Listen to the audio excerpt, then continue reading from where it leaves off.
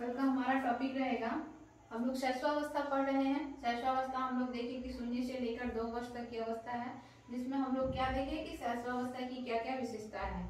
आज हम लोग 3 टॉपिक पे डिस्कस किए, इसमें और भी बहुत सारे टॉपिक हैं जिसमें हम लोग जानेंगे कि बालक के में शैशवावस्था में कौन कौन से गुण आते हैं और कौन कौन से गुण नहीं होते हैं। ठीक है, तो 3 टॉपिक के बाद हम लोग का अगला टॉपिक जो है आत्म प्रेम की भावना, यानी कि इस स्टेज में बालकों में आत्म प्रेम की भावना जो होती है वो बहुत ज्यादा होती है। दूसरों के प्रति स्नेह है, दुलार। आप लोग देखिएगा इस स्टेज में जो होते हैं छोटे बालक जो होते हैं, अगर उनकी माता की गोद में कोई अन्य बालक आ जाएगा तो वह क्या करते हैं, उसको हटाने की कोशिश करते हैं या फिर अपना क्रोध व्यक्त करते हैं। तो वो सारी चीजें हम लोग इस स्टेज में पढ़ेंगे। ठीक है, आत्म प्रेम की भावना में जानेंगे। नैतिकता का अभाव, किशोरा हम लोग का शैशवावस्था प्रथम अवस्था होता है जन्म के उपरांत। इस स्टेज में बालकों में जो होती है नैतिकता नहीं होती है। ठीक है, आप लोग ध्यान दीजिएगा कि बालक जो है किसी के प्रति जो है व्यवहार जो करते हैं उनको यह नहीं पता होता है कि हम उचित कर रहे हैं या अनुचित कर रहे हैं। तो वो चीजों का इनके इस स्टेज में बालकों में क्या होता है, अभाव होता है।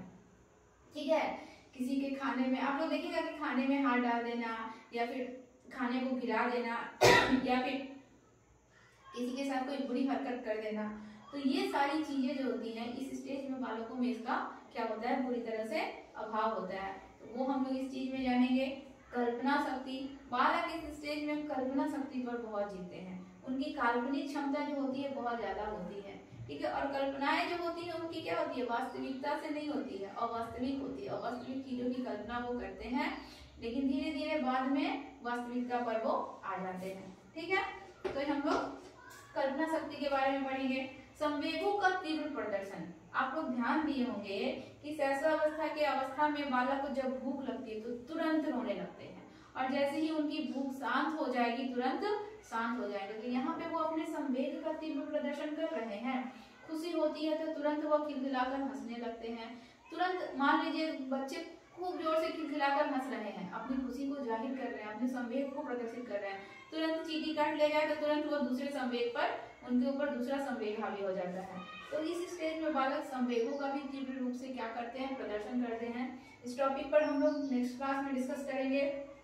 दोहराने की प्रवृत्ति, आगे आप लोग देखिएगा, ध्यान दीजिएगा कि छोटे बच्चे के साथ आप जैसा करेंगे, ठीक है, आप अपने फेशियल आप उनके सामने अगर रोएंगे तो छोटा बच्चा भी आपको देखकर रोएगा। अगर आप ताली बजाएंगे तो छोटा बच्चा भी आपको देखकर ताली बजाएगा।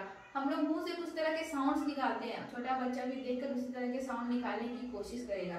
तो इस स्टेज में हम लोग क्या देखते हैं कि बालकों में दोहराने की प्रवृत्ति जो होती है वह होती है। दूसरों को देखकर जो चीज करेंगे वो चीज वो लोग दोहराते हैं।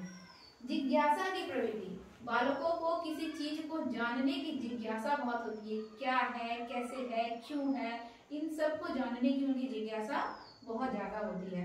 तो हम लोग ये भी जानेंगे कि इस स्टेज में शैशवावस्था के स्टेज में बालकों की जिज्ञासा क्या क्या होती है और कैसे उनकी जिज्ञासा को हमें शांत करना चाहिए। ठीक है, अगला है हम लोग का टॉपिक अनुकरण द्वारा सीखना, यानी कि नकल करके सीखना। इस स्टेज में बच्चे आप जो करेंगे, जैसा करेंगे, वो आपका नकल करके ही बालक जो है सीखते हैं। ठीक है, आप जिस प्रकार की हरकत करेंगे, अगर आप अपने बड़ों के साथ अच्छा व्यवहार कर रहे हैं तो वो भी वही चीज सीख के अनुकरण करके वही चीज दोहराएंगे। अगर गलत व्यवहार कर रहे हैं तो वो आपके साथ भी उसी तरह के व्यवहार करेंगे। इसीलिए कहा जाता है शैशवावस्था को बालक के विकास का आधारशिला या नींव माना जाता है, क्योंकि इसी स्टेज में बालक के चरित्र का निर्माण हो जाता है। ठीक है, वह जिस चीज को देखेगा, जैसी चीजों को देखेगा उसी चीजों को वो ग्रहण करेगा। तो ये हम लोग अनुकरण द्वारा सीखना, ये सारे टॉपिक पे हम लोग नेक्स्ट क्लास में अच्छे से विस्तार पूर्वक क्या करेंगे, इस पर चर्चा करेंगे। आगे नेक्स्ट क्लास में हम लोग देखेंगे कि क्या होता है। ठीक है, धन्यवाद।